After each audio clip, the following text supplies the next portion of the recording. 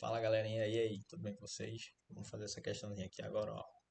João, ao brincar empinando uma pipa, pisou na linha quando 42 metros desta separavam seu pé da pipa. Veja a figura. Aí tem a figura aqui informando aqui, ó. Essa figura aqui. Sabendo que o ângulo formado pela linha com o Sol era de 30 graus, qual era a altura da pipa nesse instante? Primeiro vamos ter a informação aqui. Quando ele pisou na pipa, ele ficou a 42 metros de distância que separavam do seu pé da pipa. Então quer dizer que aqui, nesse exato momento, ele tem 42 metros de distância da pipa, tá? Então aí ele quer saber qual a altura da pipa nesse instante, qual a altura dela relativa ao chão, tá? Então temos que saber que a altura ela faz um ângulo de 90 graus em relação ao solo, tá? Então a gente tem aqui um ângulo, um triângulo retângulo. Então quando a gente tem essas informações aqui, a gente precisa descobrir a altura. Então a gente quer saber o valor desse lado aqui do triângulo. Então vamos chamar de x aí ele, beleza? Então, como é que a gente faz essa comparação? A gente vai fazer uma relação trigonométrica em um triângulo retângulo. A gente tem que descobrir aí, através das relações que a gente tem trigonométrica em triângulo retângulo. A gente tem seno, cosseno, e a gente tem a tangente para ser utilizada. O seno aqui, ele faz uma relação entre cateto oposto dividido pela hipotenusa, tá? Então, cateto oposto sobre a hipotenusa. Ele faz essa relação. O cosseno aí, ele faz a relação cateto adjacente sobre a hipotenusa.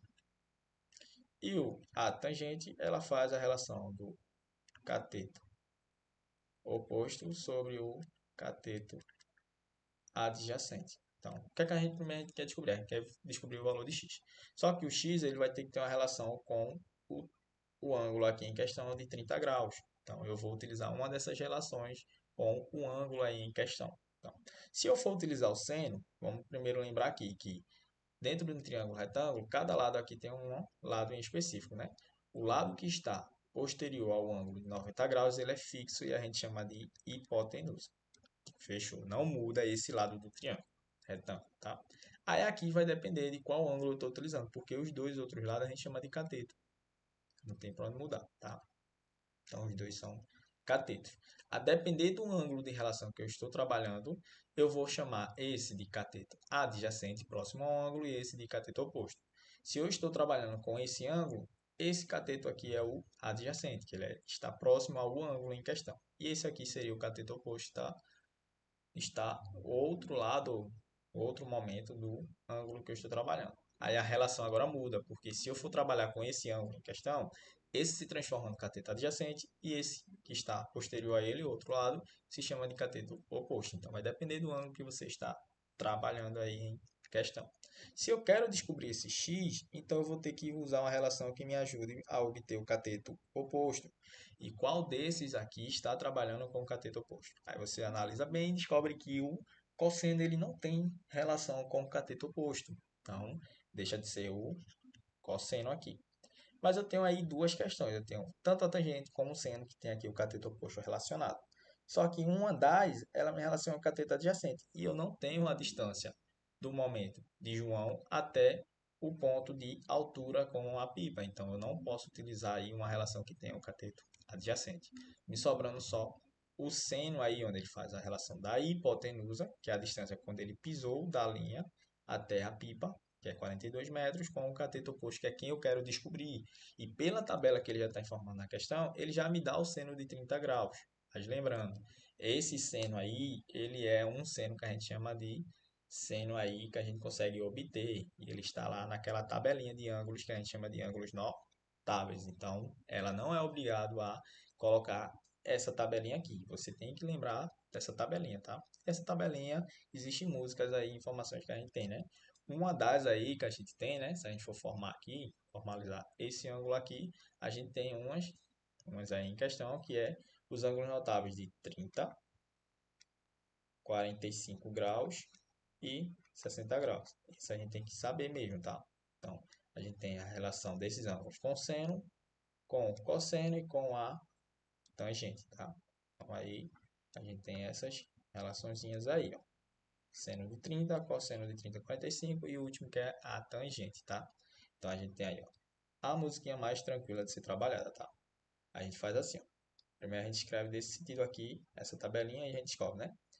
A gente coloca em ordem crescente aqui, ó. 1, 2, 3. E o cosseno na ordem decrescente. 3, 2, 1. Todos esses aqui, seno e cosseno, a gente vai dividir por 2. E o cosseno também por 2. Seno e o cosseno, tá? Aí, posteriormente, a gente tem a tangente. A tangente a gente vai analisar assim.